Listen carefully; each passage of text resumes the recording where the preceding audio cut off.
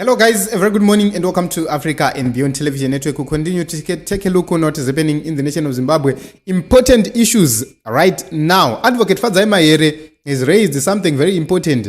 Ngati VAKAI Majere hama dzangu, tenda iri kuuya, baba Mnangagwa ngati VAKAI Majere. This is something very important because you need to prepare your retirement package with wisdom.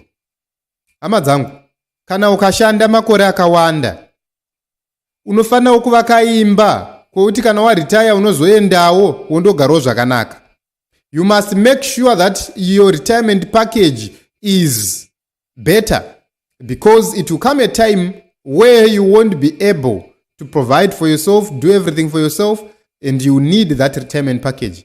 This is the message to Emerson Mnangagwa. Mr. Mnangagwa say, VAKAI Majere.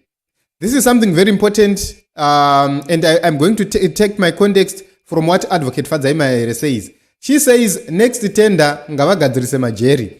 And she was quoting to this cartoon from Zim Daily. Zim Daily is doing the Lord's work, a wonderful job from team Zim Daily. Murikuona Mike Chimombe, arukunguruka, arikudona from the ladder.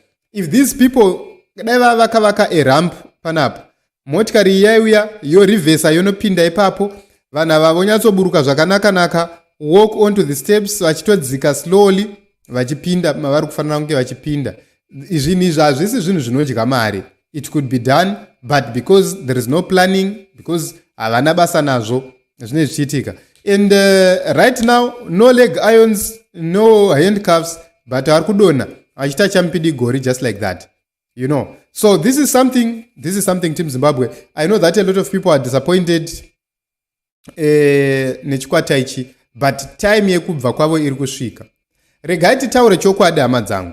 Majere kana akasagadziriswa nevakuru ava, vachapinda mumajere iwayo akadaro. Let me tell you, we are not going to build new prisons for them. We are going to make sure that we build new prisons for others, not for them. Ivo vachagara mumacells avari kugara vakagarisa vana Job Sikala ndo mumacells mavachagara. A lot of people are asking me, why are you telling them kuti vachagara mujere? What should we tell them? Because they deserve to be in Chikurubhi maximum prison. They deserve to be there. Gukura Wundi has never been unresolved, and the authors of Gukura Wundi are still alive. Maskandao ese akaitika ekubiwa kwemaraya asina kuresolviwa. The people who did it, we know them. The DRC scandal, the people who did it, we know them. The 2001 Hondo Eminda scandals, vakazviita tinovaziva. Instead of distributing land to the people, vakaenda vakanoba matractor, vakaba mombe, vakaba zvese, vakazvitorera ivo. Right now, the government is now paying for things they looted individually. Mind you, I'm not against the land reform program. No matter what happened there, the way they used, it doesn't matter. The issue is, munhu akaba tractor, munhu akaba mombe dzemurungu, munhu akaba maproperty zemurungu, mapivot and everything. Haagone kuzouya nhasi akuchiti, hurumende ngaichibhadhara chikwereti ichocho, iye aripo. They must compensate the white farmers because they made an agreement themselves, they must compensate them. So tichavabvunza nyaya idzodzo kuti zvakafamba sei. There is an issue of deliberately killing people due to poverty. Poverty in Zimbabwe, it's deliberate. These people are simply saying hatisi kuda kuita service delivery. It's deliberate, vari kuzviita pamadiro kusvotesa kwavari kuita. And a time shall come when the people of Zimbabwe will say enough is enough. Derek says inobiwa vanowedzera mavuzhi. So if they still, then they have to know kuti still vachangoenda kuchikurubhi kwakadaro. So it's either they self-correct what is happening at Chikurubhi or vanoenda kwakadaro. Kana kwakusina magetsi kuchikurubhi, macells asina magetsi iwayo nda vachangopinda. Kana kwakuchidyiwa esingumi kuchikurubhi, that is the same modus operandi. A lot of us have been there. Which means what we have experienced there is the same thing they are going to experience there. izvi zvokuti hanzi chiizvi guys izvi vanhu vari kufanira kuziva kuti achera gomba ndiye achadonhera mugomba iroro. Hamani achasungirirwa pamatanda ake. That is what is going to happen. If you read the chapter very well of Esther, when it describes the issues of Haman and Mordecai and others, the issue is very direct. Vanhu vakwaJudha vanonzi endai munozvidefenda from anything which is going to happen. But Haman was put on his own hanging platform. He was hanged there. So what we need to do is to understand that when people unite, when people fight together, when people work together, there is something great which happens. We have Esther within our military. We have Esther within our CIO. We have Esther in the police service. And it's time for them to do the right thing. And it's time for us as the people of Zimbabwe to defend ourselves. We have our Mordecai, a man with history. He joined the government when a line, right angwa nemombe, kutuve ne line, hence it was cheaper than the line. But paakapinda mchinda uyu, Mordecai wedu, akasvika, akashandura zvinu, line rikatanga kutengwa $1 from mombe, more than $300 to $1. Imagine. This is the kind of a person who does have a track record of good governance. A man without any single case of corruption during his tenure. Advocate Nelson Chamisa.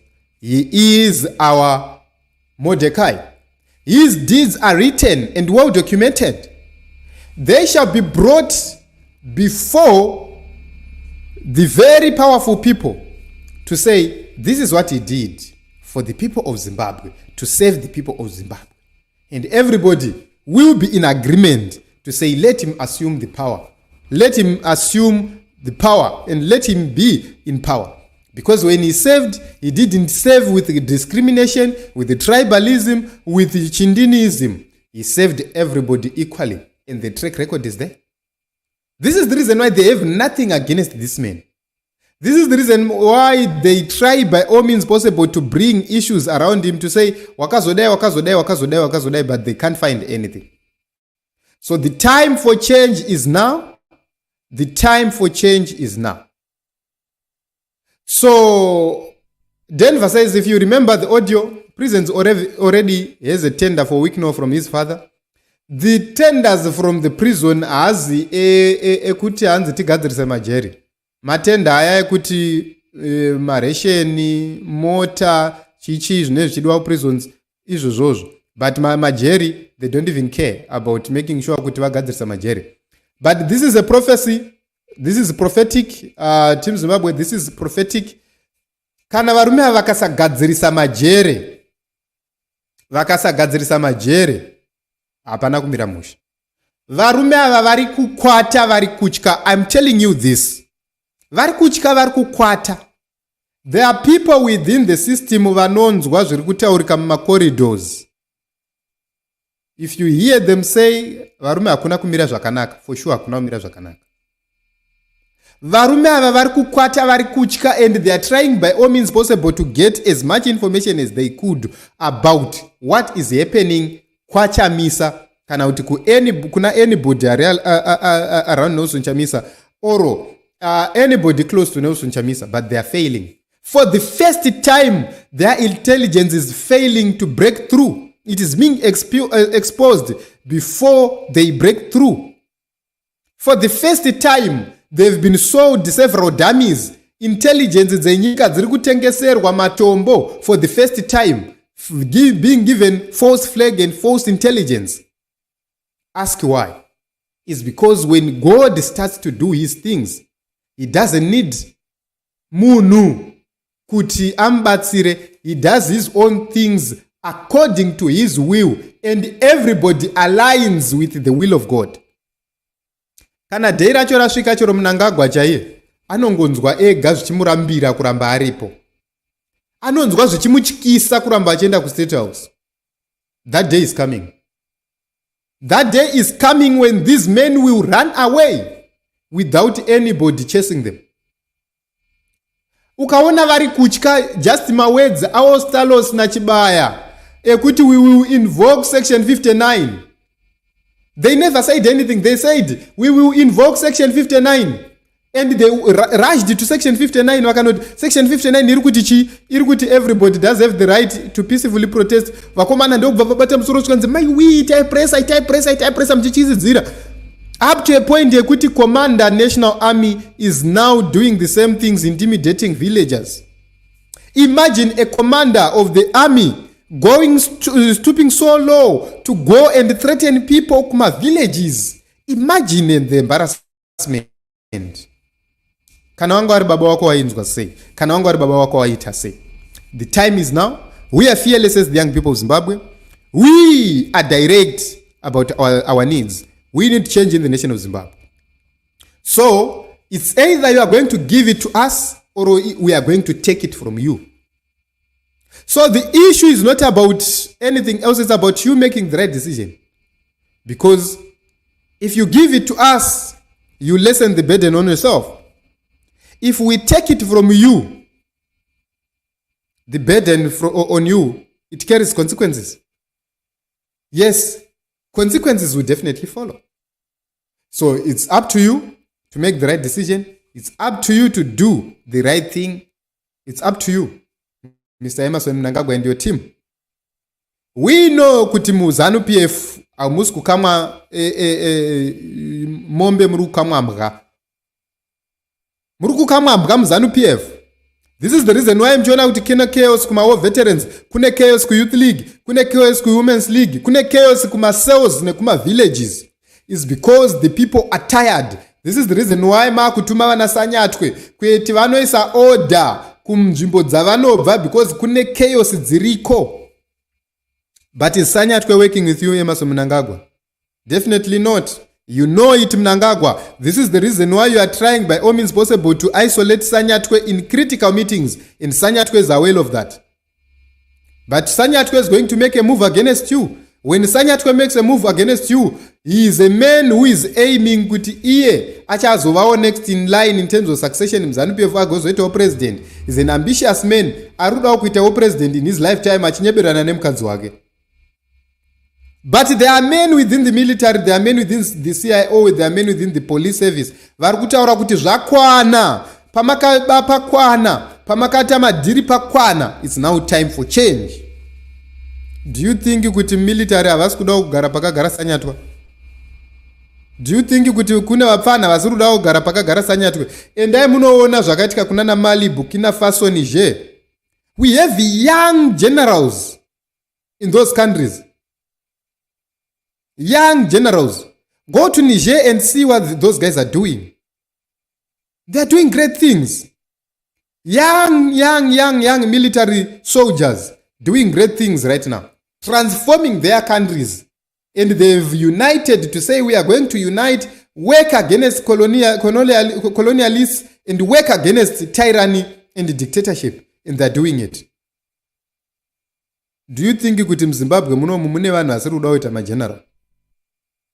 Saka iwo kana uchitaura kuti ZANU-PF ichatonga kusvika madhonga amera nyanga. Do you think kuti vapfana vari kuteerai vacharamba vachingotedzera my illegal orders? Because the issue about an order is not about an illegal order. It's about a lawful order. The Defense Act is very direct. You must follow a direct order which is legal. When an order becomes illegal, then you must not carry out that order. So one day, your orders achatadza kushanda. And remember, a commander defense forces reports to the commander-in-chief of the defense forces.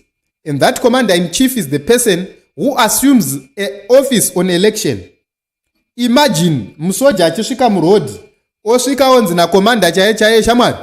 I am now giving you a direct order. According to the Constitution of the Republic of Zimbabwe, a president is made president through an election. If he is elected by 50% plus 1, he is the president. And the soldier says, I hear you say. Because they know the results. Masoja aya muri kushandisa anozama results. And they will say, we hear you say. And he says, I'm now giving you a direct order. Go and remove that charlatan akagara pa State House. Wona masoja achimhanya zoanzwa order chaiyo ya mambo. Vachiuya vachizokubvisa kuti chef vari kuuya. You see, one day those things shall happen. We speak as if tiri kujoka, but we are not joking. We are serious about these issues. We know that imimi muri mondi munouraya. That is the reason why you try by all means possible to find ways to kill us, to jail us, to maim us. But we continue to speak. Because we are fearless. Because we need change in the nation of Zimbabwe. Atingarambe tichitungamirirwa neharawa, the clueless. Atina kuvenga vezera hombe. Asi tiri kuti inosvikawo nguva yekuti wakufanira kuchizorora woitirwawo nevadiki. That time is now. That time is now.